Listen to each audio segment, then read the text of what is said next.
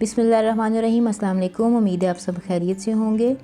آج ہم بنائیں گے بہت ہی مزیدار اور کرسپی فرینچ فرائز جو بچوں بڑوں کے موسٹ فیورٹ ہیں۔ آپ کو بالکل میک ڈونلڈس والے فرائز کا ٹیسٹ جو ہے نا وہ گھر میں ملے گا۔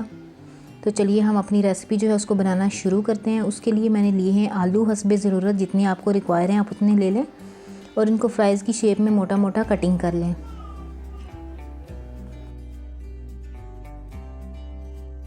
یہ بالکل آپ کو وہی ٹیسٹ لگے گا جو آپ بازار سے خریدتے ہیں، آپ کو بہت مزے کے لگیں گے۔ ضرور ٹرائی کیجیے گا اور بتائیے گا آپ کو ریسیپی کیسی لگی۔ اور اگر آپ میرے چینل پر نئے ہوں تو سبسکرائب کرنا مت بھولیے گا، اپنے فرینڈز اور فیملی کو بھی بتائیے گا۔ اب میں نے سارے فرائز جو ان کی کٹنگ کی اور ایک بول میں ٹھنڈا پانی لیا، اس میں تھوڑا سا نمک بھی ڈال کے اس کو ڈپ کر کے 5 سے 10 منٹ کے لیے رکھ دیں گے۔ 5-10 منٹ اسی پانی میں پڑے رہیں اور اس کے بعد اس کا سارا پانی نکال کے ان کو خشک کریں گے۔ اور خشک کرنے کے بعد اس میں صرف ایک چیز جائے گی اور وہ ہے کارن فلاور۔ 1 چمچ بھر کے میں نے اس میں کارن فلاور ڈالا۔ چپس کی کوانٹٹی کے حساب سے آپ اس میں کارن فلاور ایڈ کریں گے، جس سے اس کی کوٹنگ بہت اچھے سے ہو جائے، کوئی بھی فرائز جو ہے وہ کوٹنگ کے بغیر نہ رہیں۔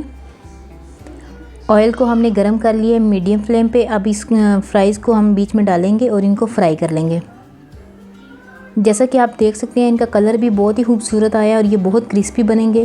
ایک بات یہ کہ آپ نے اس کو ہائی فلیم پہ نہیں کوک کرنا، کیونکہ یہ پھر اوپر سے جل جائیں گے اور اندر سے کچے رہ جائیں گے۔ میڈیم فلیم پہ آپ نے ان کو پکانا ہے اور یہ بہت ہی مزیدار اور کرسپی بنیں گے۔ آپ کو بہت پسند آئیں گے، بچوں بڑوں کی فیورٹ ریسیپی۔ آپ نے اس کو ضرور ٹرائی کرنا ہے اور بتانا ہے آپ کو یہ ریسیپی کیسی لگی ہے۔